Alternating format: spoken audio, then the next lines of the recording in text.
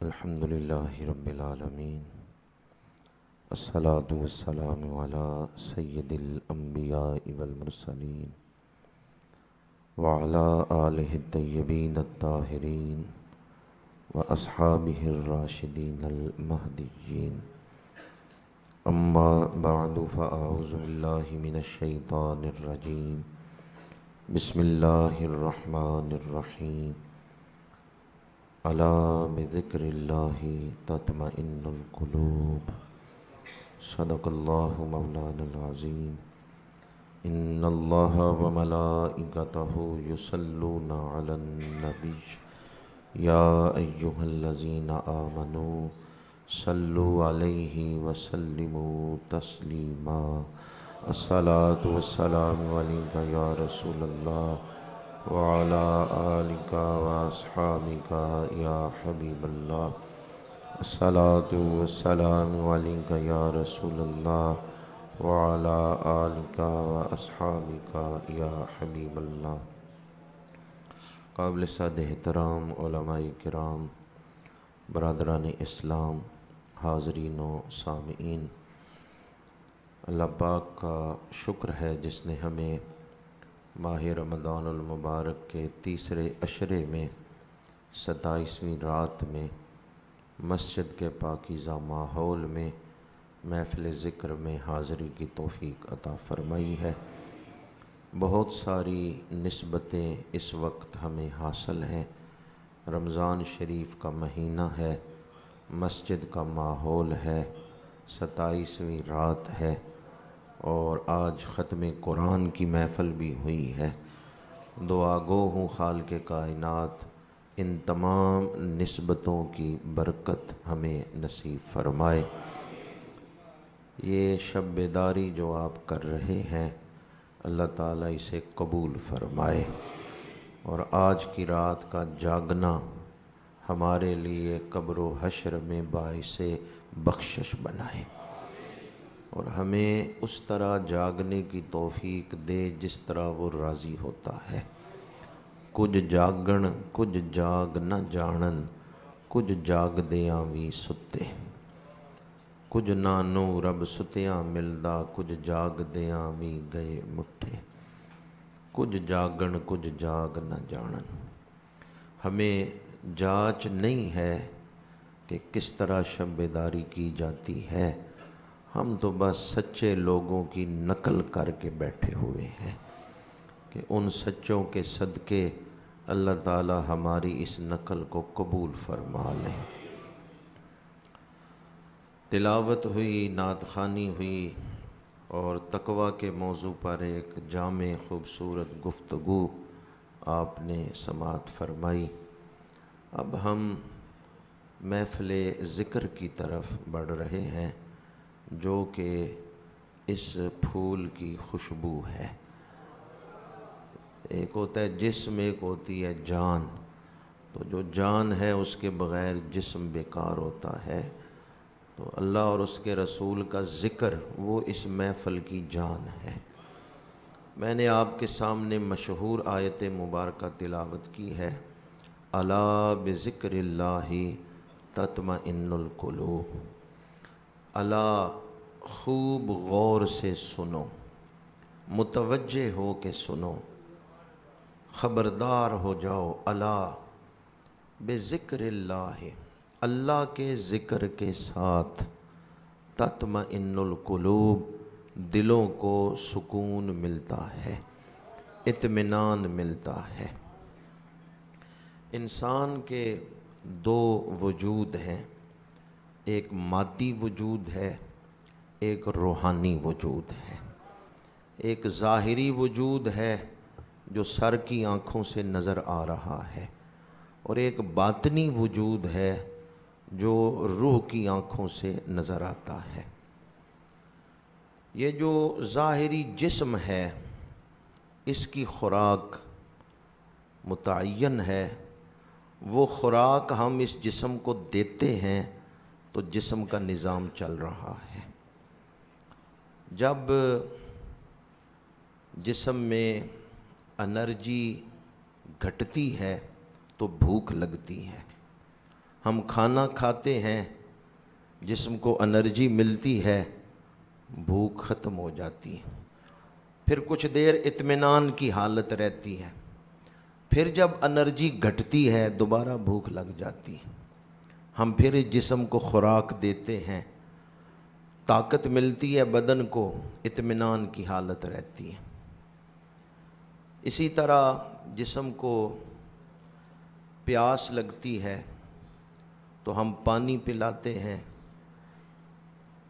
جسم کے اندر جو پیاس کی کیفیت ہے وہ ختم ہو جاتی ہے، ڈی ہائیڈریشن کی کیفیت جو ہے وہ ختم ہو جاتی ہے، اور کچھ دیر ہم اطمینان میں رہتے ہیں، پھر پیاس لگتی ہے، پھر پانی پی لیتے ہیں۔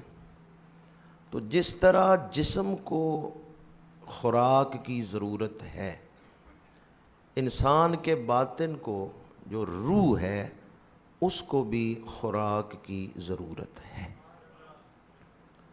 روح اللہ کریم نے جسم میں ڈالی ہے، وَنَفَخْتُ فِيهِ مِن رُوحِي، اپنی طرف نسبت دی ہے تشریفاً، کہ ہم نے اپنی بارگاہ سے انسانی وجود میں روح ڈالی۔ تو روح جب اللہ سے ڈسکنیکشن ہوتی ہے نا، تعلق ٹوٹتا ہے، تو روح بے چین ہوتی ہے۔ اس وقت جب ہم اللہ کا ذکر کرتے ہیں، روح کو خوراک ملتی ہے، روح کو اطمینان مل جاتا ہے۔ جسم کی خوراک کھانا پینا ہے، اور روح کی خوراک اللہ کا ذکر ہے۔ اللہ کے ذکر سے روح کو، باطن کو اطمینان کیوں ملتا ہے؟ بڑی مشہور آیت مبارکہ اکثر آپ نے سنی ہوگی، فَاذْكُرُونِی اذکرکم۔ اللہ کریم نے فرمایا تم میرا ذکر کرو، میں تمہارا ذکر کروں گا۔ جب بندہ اللہ کا ذکر کرتا ہے، اس کا ذکر کرنا قبول ہو جاتا ہے، اللہ اس بندے کا ذکر کرتا ہے۔ روح کو جب احساس ہوتا ہے کہ میرا رب میرا ذکر کر رہا ہے، روح خوش ہو جاتی ہے، اور جب روح خوش ہوتی ہے وہ سارے غم بھول جاتی ہے، اس کو اطمینان مل جاتا ہے۔ کتنا پیارا احساس ہے۔ روح کو اطمینان ہی نہیں ملتا جب تک اسے یہ احساس نہ ہو جائے کہ میرا رب میرا ذکر کر رہا ہے۔ اب یہ دو آیتیں میں نے آپ کے سامنے تلاوت کی ہیں۔ ایک آیت میں اللہ کے ذکر سے دلوں کو سکون ملتا ہے، دوسری آیت میں اللہ کریم نے فرمایا تم میرا ذکر کرو، میں تمہارا ذکر کروں گا۔ ان دونوں کی تفسیر کریں، ان کو ملائیں تو نتیجہ کیا نکلتا ہے؟ دلوں کو اللہ کے ذکر سے کیوں سکون ملتا ہے؟ ایک تو اللہ کے ذکر میں ہی تاثیر بڑی ہے کہ اس سے دلوں کو سکون مل رہا ہے، اور دوسرا تفسیری قول یہ ہے بندہ اللہ کا ذکر کرتا ہے، اللہ اس بندے کا ذکر کرتا ہے۔ جب روح کو احساس ہوتا ہے، کیسے احساس ہوتا ہے؟ ذکر کرتے ہوئے آپ کو سکون محسوس ہو، سمجھیں روح کو پتہ چل گیا میرا رب میرا ذکر کر رہا ہے۔ اچھا، آپ کو پتہ چلے آپ کا فلاں تعلق والا آپ کا ذکر کرتا ہے، دل کو خوشی ہوگی یا نہیں خوشی ہوگی؟ دل کو خوشی ہوگی۔ اسی طرح روح کو جب احساس ہوتا ہے نا میرا رب میرا ذکر کر رہا ہے، روح سرشار ہو جاتی ہے۔ اس کے بغیر روح کو اطمینان مل ہی نہیں سکتا۔ مثلا پانی کی پیاس لگی آپ کو، تو کوئی آپ کو تکیہ دے دے تو تکیے سے پیاس بجھ جائے گی۔ بھوک لگی آپ کو اور آپ کہیں بھی مجھے کھانا دو، گھر والے کہیں یہ کپڑے پہن لو، بھوک مٹ جائے گی؟ نہیں، بھوک مٹے گی کھانا کھانے سے، پیاس مٹے گی پانی پینے سے، اور دل کی بے چینی ختم ہوگی اللہ کا ذکر کرنے سے۔ اللہ کے ذکر کے بغیر دلوں کو اطمینان مل ہی نہیں سکتا۔ یہ اللہ کا ترجمہ میں آپ کو سنا رہا ہوں، خبردار ہو جاؤ، متوجہ ہو جاؤ۔ کہیں ٹھوکریں نہ کھاتے پھرنا کہ جہاں سکون ہے ہی نہیں وہاں تم سکون ڈھونڈتے رہو۔ انسان ٹھوکر کھا گیا، غلطی میں مبتلا ہو گیا، اس نے سمجھا اس چیز میں سکون ہے، اس چیز میں سکون ہے، اس چیز میں سکون ہے، وہ اپنے ذہن سے فیصلہ کر کے سکون کو ڈھونڈنے لگا، جن چیزوں میں سکون تھا ہی نہیں وہ ان میں سکون ڈھونڈتا رہا۔ اللہ فرمایا متوجہ ہو جاؤ، خبردار ہو کے سنو، بذکر اللہ تطمئن القلوب، اللہ کے ذکر کے ساتھ دلوں کو سکون ملتا ہے۔ اور دوبارہ مثال دے رہا ہوں، پیاس تکیے سے نہیں بجھتی، پیاس کپڑے پہننے سے نہیں بجھتی، پیاس پانی پینے سے ہی بجھتی ہے۔ تو دل کی جو بے چینی ہے، دنیا کی چیزیں حاصل کرنے سے ہم سمجھتے ہیں بے چینی ختم ہو جائے گی، بے چینی بڑھتی جاتی ہے۔ دل کو چین ملے گا تو اللہ کے ذکر سے ہی ملے گا۔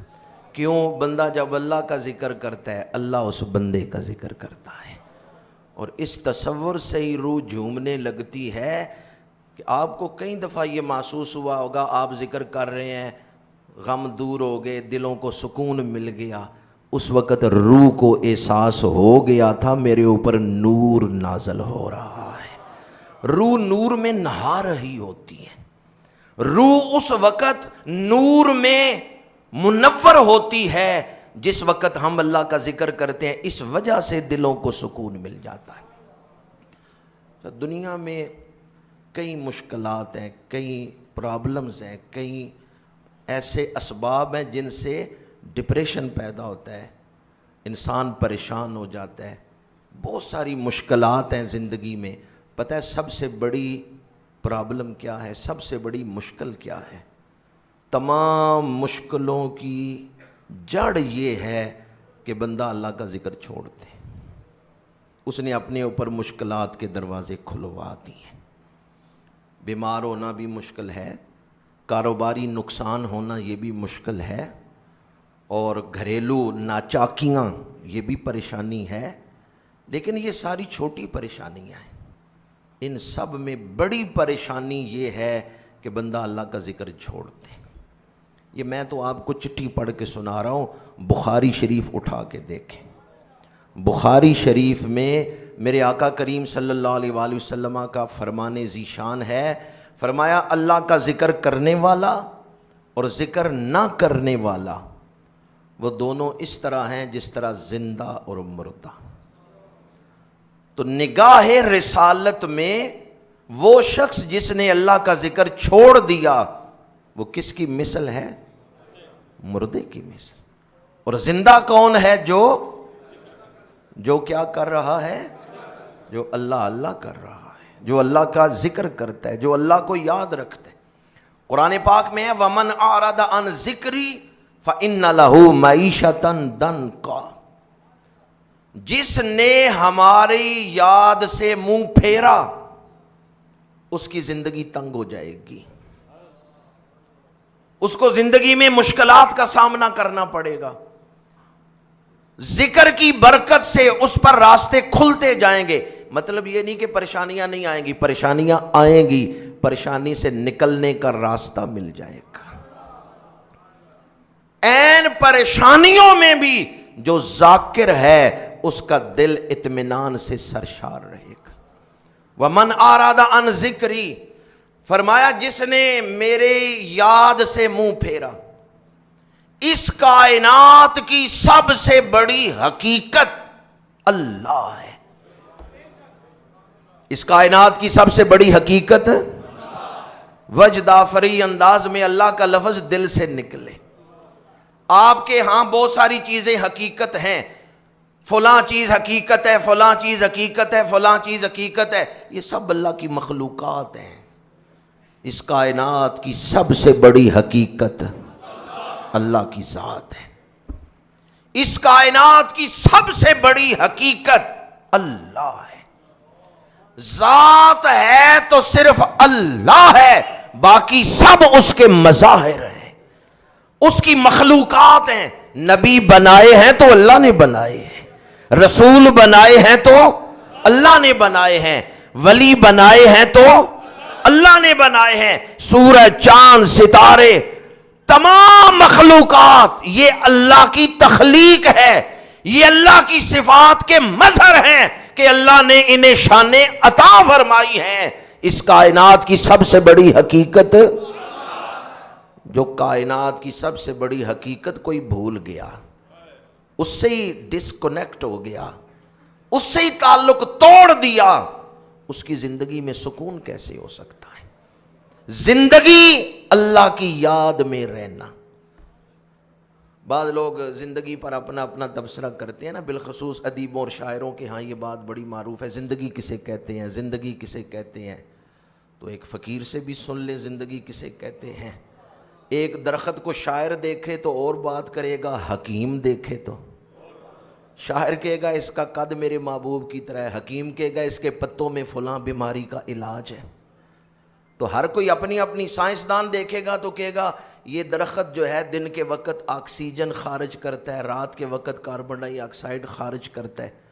ہر کوئی اپنی نظر سے دیکھتا ہے، اور درویش دیکھے گا اسی درخت کو تو درویش کہے گا کہ بیج زمین میں ہے، جڑ نیچے جا رہی ہے، تنا اوپر جا رہا ہے۔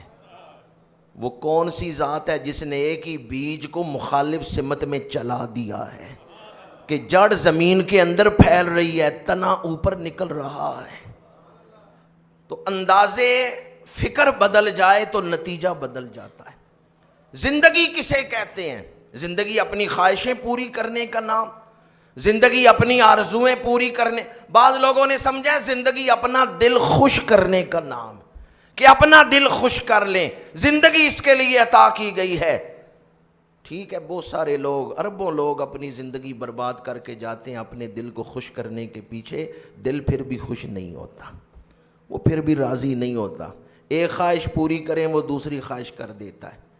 آسان لفظوں میں عرض کر رہا ہوں، زندہ کون ہے؟ بخاری شریف کی حدیث کے حوالے سے عرض کر رہا ہوں، زندہ وہ ہے جو اپنے رب کی یاد میں رہتا ہے، زندہ وہ ہے جو اپنے رب کا ذکر کرتا رہتا ہے، زندہ وہ ہے جو اپنے رب کو بھولا نہیں۔ اس کائنات کی سب سے بڑی حقیقت اللہ ہے۔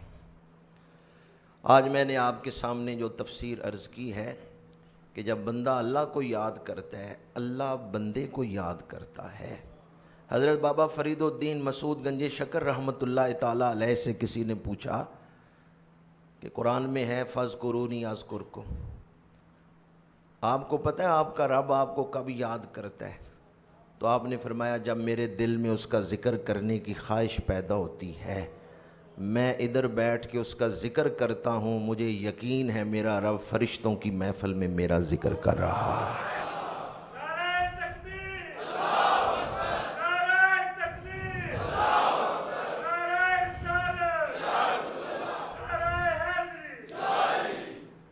ایک وقت وہ بھی آتا ہے روزانہ 24 گھنٹوں میں، ایک وقت وہ بھی آتا ہے وہ جو مذکور ہے نا وہ اٹھاتا ہے، اٹھو میرا ذکر کرو۔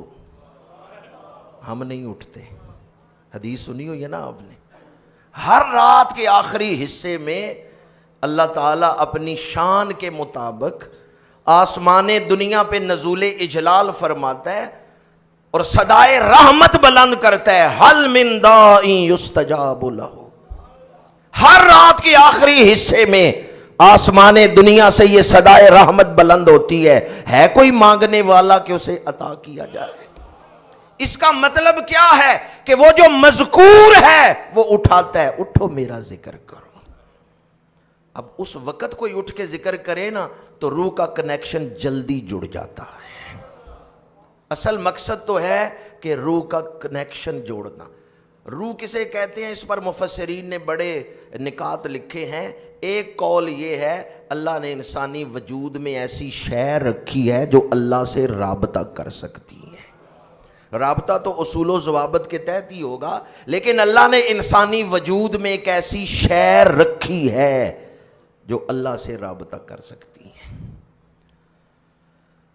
کئی لوگ ایسے ہیں جب دکھ کی گھڑی آتی ہے نا، کوئی سخت چوٹ دل پہ پڑتی ہے تو کہتی ہے ہائے اللہ، یہ اللہ کا ذکر کیوں زبان سے نکل رہا ہے؟ چونکہ روح پکارتی ہے، اے مجھے دنیا کے سفر پہ بھیجنے والے، ਵਸਦੇ ਹਾਸੇ ਦਿਸਦੇ ਨਾਸੇ, ਤੈਂਡੀ ਝੋਕ ਦੇ ਆਸੇ ਪਾਸੇ, ਸੁਣਦੇ ਹਾਸੇ ਮਿੱਠੀਆਂ ਗਾਲੀ, ਸੋਹਣਾ ਯਾਰ ਸੁਨੇਂਦਾ ਹਾਸੇ। और ताजदारे गोल्डा ने लिखा है कुन फयकून ते कल दी गल है, असां इस तू अगे लाई, तू मैं हरफ निशान ना आहा जदों दिती मीम गवाही। अजे भी सानू ओ पे दिसदे बूटे बेले काई, मेहर अली शाह रल दोए बैठे जद सिक दोहां नू आई। और आरफे खड़ी ने तो कलम तोड़ दिया इस मजमून को बयान करते हुए। उन्होंने फरमाया की होया जे मैं कैदी होया, सदा नहीं। मौत किस चीज़ का ऐलान है? वो जो आलम अमर का पंछी है ना, जिस्म के पिंजरे से आज़ाद कर दिया गया है। ऐ मुझे जिस्म के पिंजरे में कैद करके आलम नासूत में भेजने वाले, की होया जे मैं कैदी होया, सदा नहीं कैदी रहा। तो दुनिया की ज़िंदगी रूह को उस आलम अमर से जुदा करके दुनिया में नफ्स साथ लगा के भेजा गया। अब ये रूह की आजमाइश थी कि इसके साथ नफ्स लगा दिया गया है। नफ्स पलीत पलीत चाकीता, कोई असल पलीत ते ना से। तो जिसने दुनिया के सफ़र पे भेजा है ना, वो हर लम्हा अपने बंदों पर नज़र करम फरमा रहा है। उसने दुनिया के सफ़र पे भेजा तो फरमाया गम न करना, परेशान न होना, मैं रहमान हूँ, मैं रहीम हूँ। अगर तुम मैले भी हुए, कोजे भी हुए, लाख गुनाह कर लिए, पर सच्चा दिल लेके इखलास लेके आ गए, मैं तुम्हारी मैल नहीं देखूंगा, तुम्हारा सच्चा दिल देखूंगा। मैं कौन हूँ? रहमान हूँ, रहीम हूँ। जब शैतान ने अल्लाह ताला को सजदा करने से, हज़रत आदम को सजदा करने से इनकार किया, अल्लाह ताला ने उसे अपनी बारगाह से निकाला, तो शैतान ने कहा तेरी इज़्ज़त की कसम, मैं चारों तरफ से आके इन्हें गुमराह करूँगा। अल्लाह ने फरमाया मुझे अपनी इज़्ज़त की कसम, अपने जलाल की कसम, अपने बुलंदी मकाम की कसम, व बे इज़्ज़ती व जलाली व इर्तिफ़ाए मकानी। अल्लाह ने 3 कसमें बयान की। फरमाया शैतान तू क्या कहता है, मेरे बंदों को चारों तरफ से आके गुमराह करेगा? मुझे मेरी इज्जत की कसम है, मैं भी इनके आखिरी सांस तक तौबा का दरवाजा खुला रखूंगा। ये जब भी आ जाएंगे मैं इनके पिछले सारे गुनाह माफ कर दूंगा। वो हर रात के आखिरी हिस्से में उठाता है, उठो मुझे याद कर लो, मैं माफ कर दूंगा। हम कितने गाफिल हैं, नहीं उठते। फिर हर जुमे को, रात को तो हम नहीं उठ सकते आखिरी हिस्से में, हफ्ते में एक दिन उसने ऐसा रखा, जुमे का दिन, 2 खुतबों के दरमियान या असर और मगरब के दरमियान वो घड़ी आती है जो कबूलियत की घड़ी है। बंदा जो मांगे रब अता कर देता है। उस घड़ी दिल से मुतवज्जे होना रब की तरफ, रूह का जल्दी कनेक्शन जुड़ जाता है। 2 वक़्त मैंने आपके सामने बयान किए जो ज़िक्र के लिए ख़ास वक़्त हैं।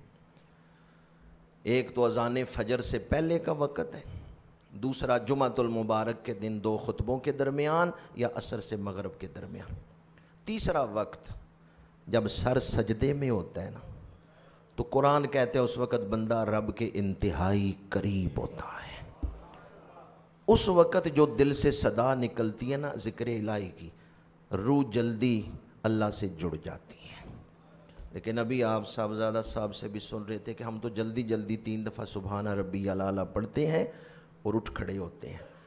3 दफ़ा आपने जब अकेले नमाज पढ़ रहे हैं, 3 दफ़ा आपने पढ़ लिया सुबहाना रब्बी अला, सजदे से सर ना उठाएं, 4थी दफ़ा पढ़ें, 5वीं दफ़ा पढ़ें, मुझे तेरे साथ प्यार है, कोजा हूँ कमला हूँ पर बंदा तो तेरा ही हूँ।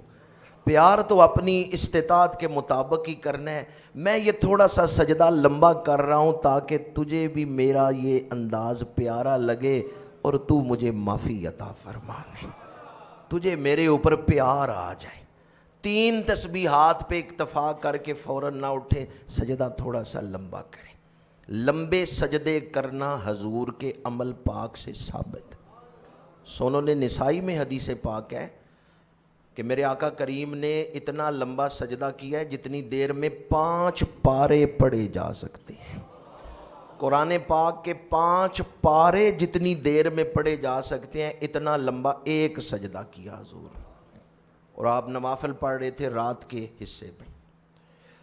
تو ہم مختصر سجدے کرتے ہیں، ذکر کا خاص وقت ہے سر سجدے میں ہو اور پھر بندہ اللہ کا ذکر کر رہا، اس سے فوراً روح کنیکشن ہو جاتی ہے، جڑ جاتی ہے، اللہ کی خاص کرم نوازی ہوتی۔ یہ تو میں نے وقت بتائے ہیں کہ ذکر کے لیے کون سے وقت خاص ہیں، ویسے اور بھی بہت سارے وقت ہیں، لیکن چونکہ آج رات محفل میں اتنا وقت نہیں کہ اس موضوع کو اور پھیلاؤں، ایک بات اور عرض کر رہا ہوں کہ جب ٹوٹے ہوئے دل سے ذکر کریں نا، وقت کوئی بھی ہو، دل ٹوٹا ہوا ہونا چاہیے۔ وقت کوئی بھی ہو، جب ٹوٹے ہوئے دل سے پکاریں گے نا، تو دنیا میں بھیجا تو اس نے ہی ہے نا، آپ اپنے ارادے سے آئے ہیں یا اللہ کے ارادے سے آئے؟ اور اس نے دنیا کے سفر پہ بھیجتے ہوئے فرمایا تم اکیلے نہیں، میں ساتھ ہوں، میری رحمت تمہارے ساتھ ہے۔ اس کی رحمت سے ہی نظام چل رہا ہے نا۔ جب بندے کا دل ٹوٹتا ہے، اقبال کہتے ہیں نہ بچا بچا کے تو رکھ اسے، تیرا آئینہ ہے وہ آئینہ، جو شکستہ ہو تو عزیز تر ہے نگاہ آئینہ ساز۔ ٹوٹے ہوئے دل سے کوئی پکارے، بندہ ایک دفعہ کہتا ہے یا اللہ، اللہ 3 دفعہ فرماتا ہے لبیک یا عبدی، لبیک یا عبدی، لبیک یا عبدی۔ میرے بندے مانگ کیا مانگتا ہے، مانگ کیا مانگتا ہے۔ بندہ ایک دفعہ کہ یا اللہ، اللہ 3 دفعہ کیوں فرما رہا ہے؟ یہ اس کی عنایت ہے، یہ اس کی بندوں پر رحمت، پر شرط یہ ہے کوئی ٹوٹے ہوئے دل سے پکارے۔ ہندوستان میں ایک بزرگ تھے، یہ ٹوٹا ہوا دل اللہ کی بارگاہ میں اور رسول اللہ صلی اللہ علیہ وآلہ وسلم کی بارگاہ میں مقبولیت کا دروازہ کھلوا دیتا ہے۔ حضور کو بھی اپنے امتی سے بڑا پیار ہے۔ عزیز علیہ ما عنتم، جو چیز تمہیں مشقت میں ڈالتی ہے وہ اللہ کے رسول پہ بڑی گراں گزرتی ہے۔ ہندوستان میں ایک بزرگ تھے جن کا نام تو کچھ اور تھا لیکن مشہور ہو گئے اس نام سے، رسول نما، کہ یہ حضور کی زیارت کرواتے ہیں، اور ان کی نسبت سے، ان کی توجہ سے سینکڑوں لوگوں کو رسول اللہ صلی اللہ علیہ وآلہ وسلم کی زیارت نصیب ہوئی، لیکن ان کی اپنی بیوی کو زیارت نہیں ہوئی تھی۔ تو ایک دن ان کی زوجہ نے کہا کہ فلاں کو بھی آپ نے حضور کی زیارت کروا دی، فلاں کو بھی کروا دی، مجھے آج تک آپ نے رسول اللہ کی زیارت نہیں کروائی۔ تو انہوں نے فرمایا کیا ان میلے کچیلے کپڑوں میں زیارت کرو گی؟ کوئی نیا سوٹ سلواؤ اور اچھے انداز میں تیاری کرو، پھر میں تمہیں زیارت کرواؤں گا۔ مائی صاحبہ نے نئے کپڑے منگوائے، سلوائے، وہ نیا سوٹ پہن کے تیار ہو کے آئیں اور اپنے خامد محترم سے کہنے لگیں آپ نے کہا تھا نئے سوٹ پہن کے آؤ، اچھے کپڑے پہن کے آؤ، یہ دیکھیں میں نے نیا خوبصورت سوٹ پہنا ہے، اب مجھے حضور کی زیارت کروائیں۔ اب خامد نے دیکھا اپنی بیوی کو سر سے پیروں تک، 2-3 دفعہ دیکھا، حضرت رسول نما کو جلال آ گیا، غصہ آ گیا، کہا میں نے اس طرح کے کپڑے تو نہیں کہا تھا جس طرح کے تو نے پہن لیے، یہ تو کپڑے آج کل کی عورتوں کے فیشن کے مطابق ہیں، یہ کپڑے تو میں نے نہیں کہا تھا، کیا ان کپڑوں سے حضور کی بارگاہ میں حاضری دو گی؟ جلال میں آ کے بیوی کو بہت جھڑکا۔ بیوی تو شوق میں آئی تھی کہ بس اب حضور کی زیارت ہونے لگی ہے، آگے سے ان کے خامد محترم نے جلال سے جھڑک دیا، جو ہی آنسو نکلے نا روتے ہوئے وہ ہنسنے لگی۔ حضرت رسول نما نے فرمایا روتے ہوئے ہنس کیوں رہی ہو؟ انہوں نے کہا آپ مجھے جھڑک رہے ہیں کہ میں نے کپڑے صحیح نہیں پہنے۔ حضور تو سامنے تشریف فرمایا اور فرما رہے ہیں تو نے ٹھیک پہنے ہیں.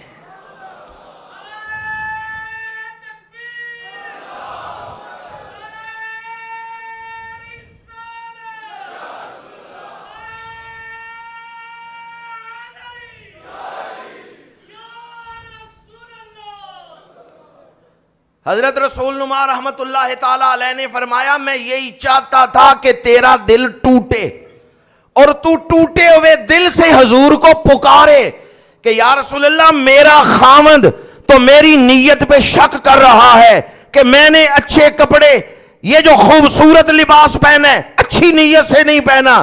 آپ تو جانتے ہیں میں نے کس نیت سے پہنا ہے. میں یہ چاہتا تھا تیرا دل ٹوٹے تو ٹوٹے ہوئے دل سے حضور کو پکارے, اس لیے کہ تیرے پکارنے میں جب کوئی ٹوٹے ہوئے دل سے پکارتا ہے اس کے پکارنے میں دیر ہو سکتی ہے, حضور کے پہنچنے میں دیر نہیں ہوتی. حریص علیکم بالمؤمنین رؤوف الرحیم. اعلی حضرت نے بھی فرمایا ہے کہ حال زار میں امتی جب فریاد کرتا ہے ممکن نہیں کہ خیر البشر کو خبر نہ ہو. ہمیں ٹوٹے ہوئے دل سے پکارنا نہیں آتا. ہم وہ سوز, وہ درد, وہ کیفیت اس سے محروم ہو گئے. یہ کیفیت اللہ سے مانگنی چاہیے. بخاری شریف میں حدیث پاک ہے, ام المومنین حضرت سیدہ عائشہ صدیقہ رضی اللہ تعالی عنہا روایت کرتی ہیں, یا رسول اللہ صلی اللہ علیہ وسلم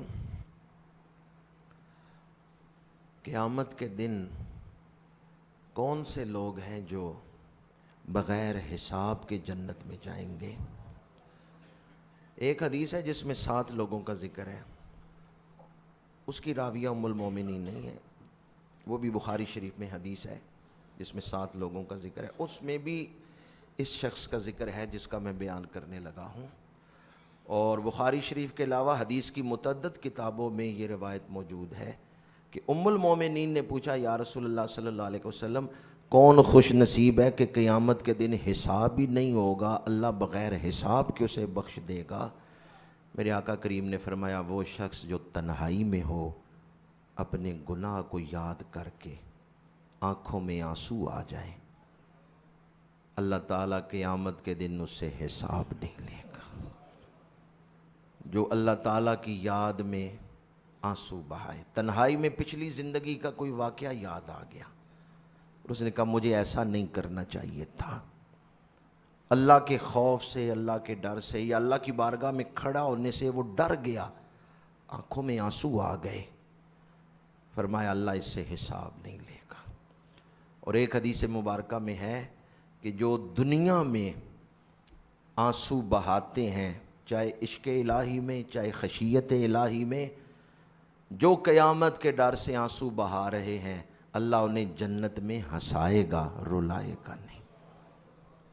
اب اس سے پتہ چلتا ہے یا دنیا میں غفلت کی ہنسی ہنس لیں اور قیامت میں رو لیں, یا دنیا میں یاد الہی کے آنسو بہا لیں اور قیامت میں مسکرا لیں.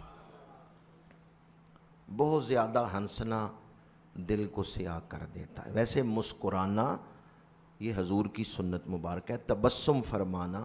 سب سے زیادہ مشکلات حضور نے دیکھی ہیں, آپ نبیوں کے امام ہیں, اپنے مقام کے مطابق سب سے زیادہ مشکلات حضور نے دیکھی ہیں, لیکن آپ جب بھی گھر داخل ہوتے تھے مسکراتے ہوئے داخل ہوتے تھے.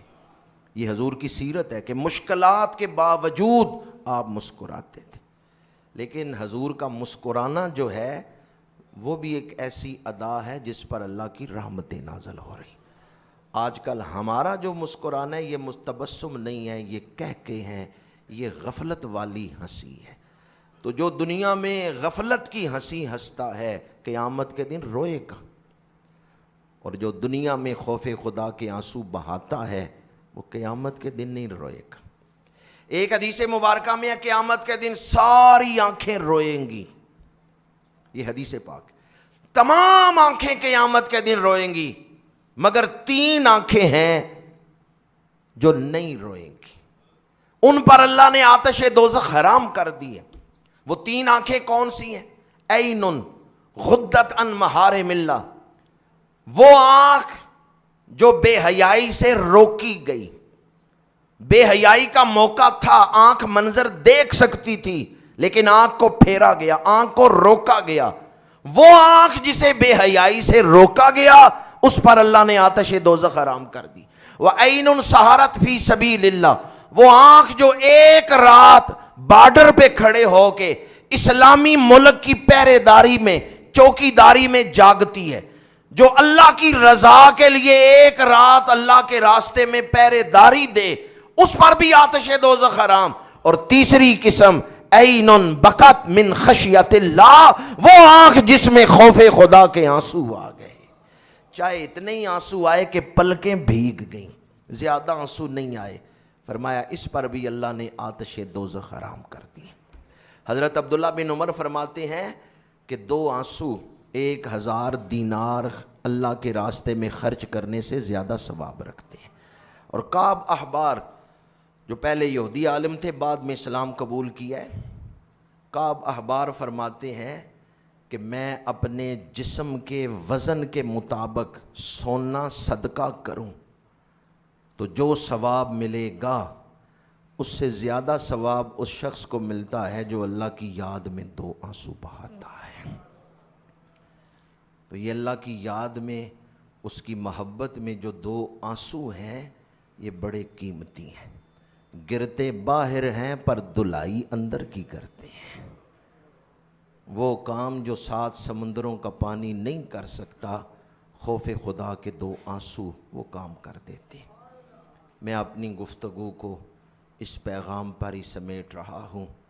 حدیث پاک ہے کہ اگر کہیں اکٹھے ہو کے اہل ایمان ذکر کریں تو اس محفل میں شامل ہونا 1000 رکعت نماز نفل پڑھنے سے بہتر ہے. رات کے وقت ہم آسمان کی طرف دیکھتے ہیں، ستارے چمکتے ہوئے نظر آتے ہیں. فرشتے زمین پر دیکھتے ہیں تو جہاں لوگ اللہ کا ذکر کر رہے ہوتے ہیں نا، ان کے سینوں سے نور یوں نکل رہا ہوتا ہے جیسے آسمان پر ستارے چمک رہے ہیں.